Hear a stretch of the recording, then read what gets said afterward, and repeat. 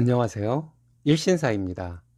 저희 채널에는 신박한 사연들이 많이 있으니 많은 분들의 구독 부탁드립니다. 이번 사연은 쓰니님 어릴 적 재혼해서 나 몰라라 해놓고는 이제 와서 효도를 바라는 엄마에게 사이다를 날리고 절교 선언을 한 사연인데요. 함께 보시겠습니다. 안녕하세요. 저는 올해로 30이 된 여자입니다. 친정엄마가 너무 싫습니다. 결혼하고 더 싫어지고 있어요. 이제는 엄마와 외가 식구들로부터 완전히 독립을 해야 할 것 같습니다. 예전부터 엄마와의 문제로 친구들과 상담식으로 얘기를 했을 때 친구들은 그냥 제 이야기를 들어주는 것밖에는 못했어요.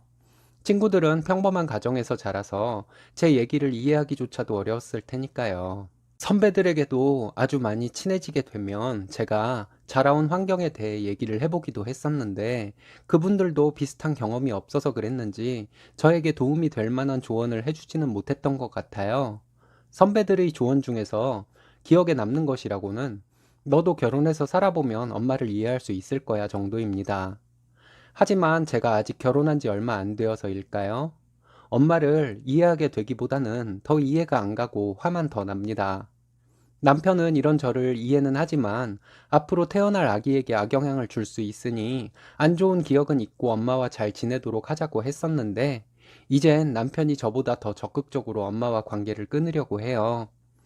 저희 부부가 아직 나이도 어리고 결혼한 지 1년 조금 넘었거든요. 인생 경험이 부족해서인지 아니면 도량이 넓지 못해서 뭔가 잘못 생각하고 행동하는 것은 아닌지 인생 선배님들의 조언을 구하고자 글을 작성해 봅니다.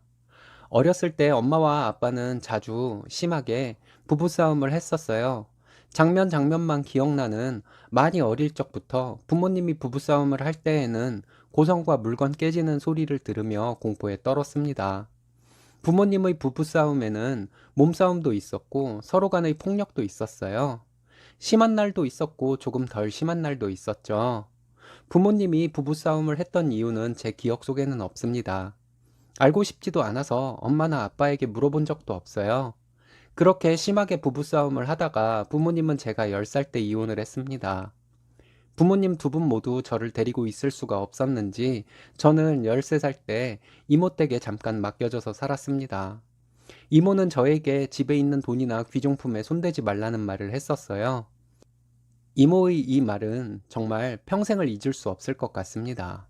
그리고 이모부와 사촌들은 감시하는 눈초리로 저를 바라봤었죠. 이모 댁에 있던 몇 달간 제가 이모 가족들에게 도둑 취급을 받는 것 같아서 마음이 많이 무거웠었습니다. 이모 댁에서 몇 달간 있다가 저는 19살까지 외삼촌 댁에 있었습니다. 아빠는 이혼을 한 후부터 제가 결혼하기 전까지 양육비 명목으로 생각하시며 보낸 것인지는 몰라도 돈을 보내주었습니다. 외삼촌 가족들은 지금 생각해보면 저에게 잘해주셨던 걸로 기억합니다. 하지만 어린 나이에 내 부모와 사는 것이 아니라서 그런지 저는 심적 부담을 갖고 눈치를 보며 살았습니다. 이렇게 된 것에는 이모 댁에서 몇 달간의 악몽과도 같은 기억 때문이기도 하겠죠.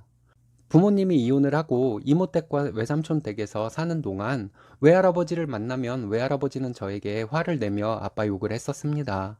외할아버지를 만나면 여자로서 부끄러운 얘기지만 저는 급동이 마려웠어요. 그 이후로도 무슨 긴장되는 상황이 되면 화장실부터 찾게 되었습니다. 이때 생긴 과민성 대장증후군을 지금도 가지고 있습니다. 이렇게 저는 눈치를 보면서 청소년기를 보내고 20살에 대학에 붙자마자 원룸에서 혼자 살기 시작했습니다.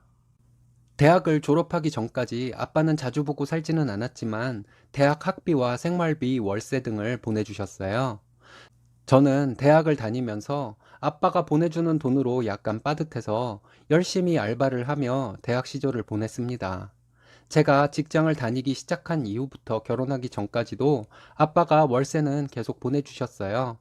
아빠는 지금까지 혼자 살고 계시고 엄마는 아빠와 이혼하고 아저씨를 만나서 같이 사셨는데요. 엄마는 그 아저씨와도 자주 싸웠습니다. 대학 때부터 엄마는 수업 시간에도 새벽에도 시간에 상관없이 아저씨랑 싸운다 집으로 와달라 했습니다. 어릴 때 부모님이 항상 크게 부부싸움을 했던 기억 때문에 저는 엄마가 걱정이 되어서 바로 엄마 집으로 갔습니다.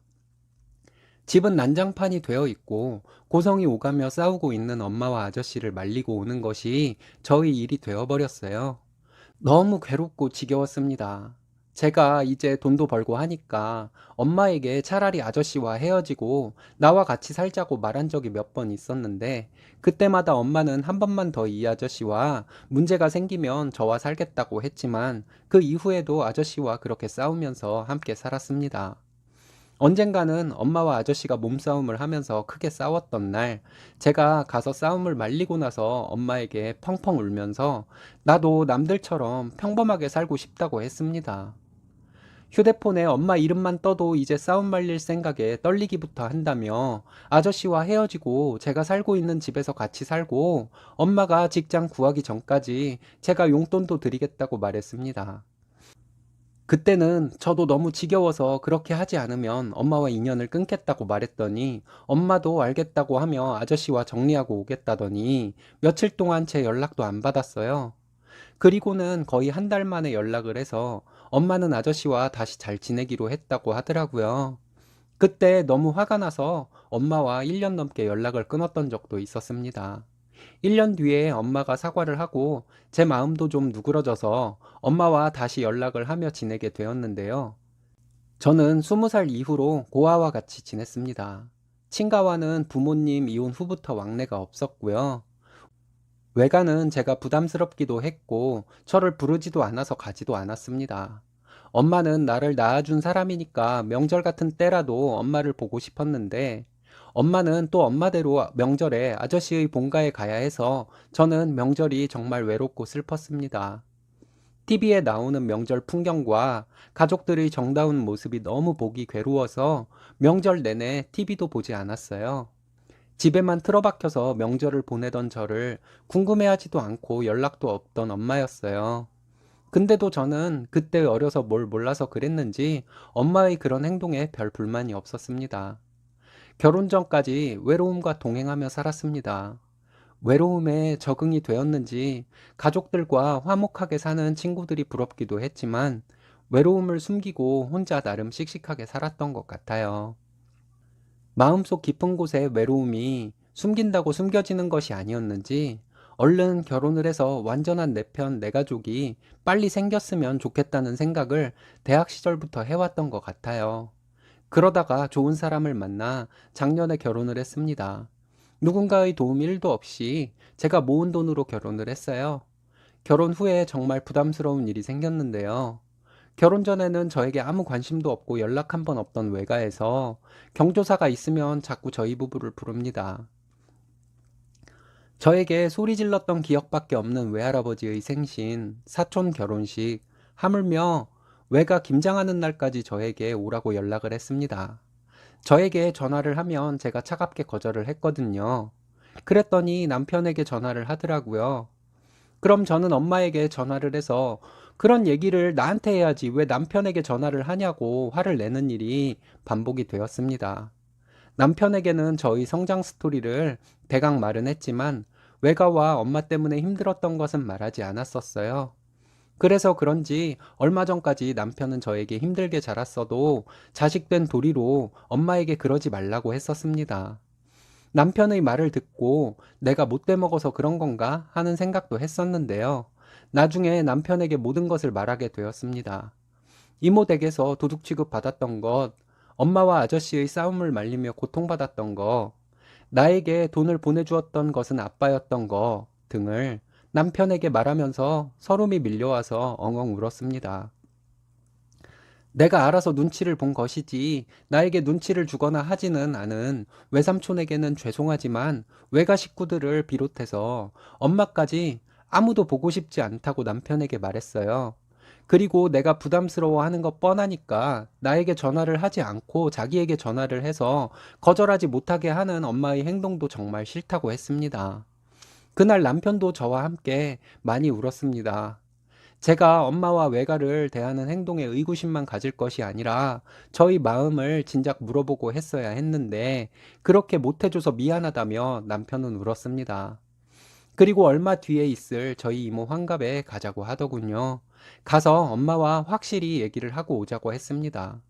거기에 가서 자기도 도와주겠다고 하며 엄마에게 하고 싶은 말을 다 하고 오자고 남편은 말했습니다. 가보니 엄마와 아저씨가 저와 남편을 오라고 해서 같은 테이블에 앉았어요. 음식을 가져다 먹으면서 엄마랑 얘기를 하다가 제가 엄마에게 이제 엄마를 안 보고 싶다고 말했습니다. 연락도 하고 싶지 않다고 했어요. 놀란 눈으로 쳐다보는 엄마에게 엄마가 아저씨와 싸우고 있다는 연락을 받고 가서 말리는 것이 너무 지겹다고 했습니다. 그것 때문에 남편 눈치도 봐야 하고 정말 힘들다고 했어요. 엄마는 저에게 낳아준 엄마에게 그게 할 소리냐며 화를 냈습니다. 저는 엄마가 아빠와 이혼한 뒤로 아빠가 외삼촌에게 돈을 보내긴 했지만 외삼촌의 보호 속에 청소년기를 보냈고 아빠가 보내주는 돈에 도움을 받아 살아왔다고 했어요. 엄마는 나 같은 건 안중에도 없고 나 몰라라 하며 아저씨와 재혼해서 살았고 힘든 일이 생길 때만 저에게 연락을 한 사람이라고 말했습니다. 옆에서 듣고 있던 아저씨가 저에게 그래도 낳아준 엄마에게 이러는 것은 아니라고 말하더군요. 남편이 아저씨에게 그랬습니다. 결혼 전에는 이런 잔치에 부르지도 않더니 결혼하고 나서 저희를 부른 것을 보면 장모님과 외가 식구들이 저에게 대리효도를 원하는 것 같은데요. 저는 호구처럼 처가 친척들에게 대리효도를 할 마음은 없습니다. 제가 효도를 하려면 장인어른과 외삼촌께만 할 생각입니다. 그 외의 분들은 땡땡이와 저에게 아무것도 요구하면 안 된다고 생각해요. 이 말에 엄마는 소리를 지르며 네 아빠가 너에게 뭘 해준 게 있다고 이런 소리를 듣게 하냐고 했어요. 그래서 제가 엄마에게 아빠는 내가 직장을 다닐 때까지 꾸준히 제 생활비를 준 사람이라고 했습니다. 그리고 항상 저에게 미안해했던 사람이라고 했습니다. 엄마는 나와 자주 보기는 했지만 반대로 저에게 요구하고 도움을 청하고 미안한 마음을 내비친 적이 없는 사람이라고 말했습니다. 외삼촌을 제외하고 엄마를 비롯한 엄마 식구들을 보면 배부터 아프다고 했어요. 이제 그만하겠다고 했습니다.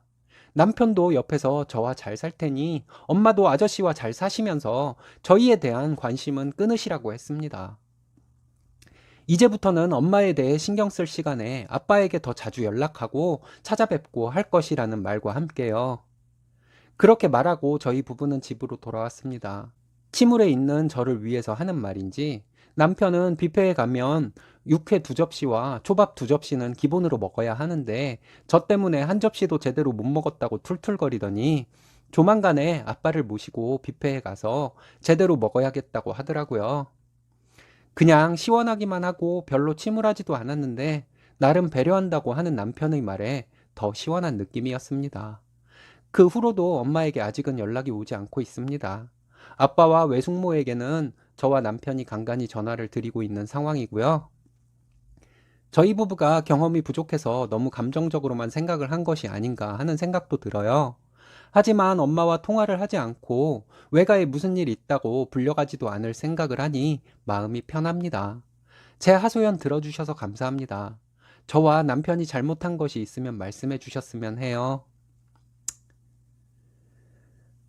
스니님 힘들게 살아오셨는데 바르게 잘하시고 좋은 남편을 만나게 되신 것을 축하드립니다. 생각대로 쭉 밀고 나가시면 될 것 같은데요. 여러분들의 생각은 어떠신가요? 오늘의 사연은 여기까지입니다. 재밌으셨다면 좋아요, 구독 부탁드려요.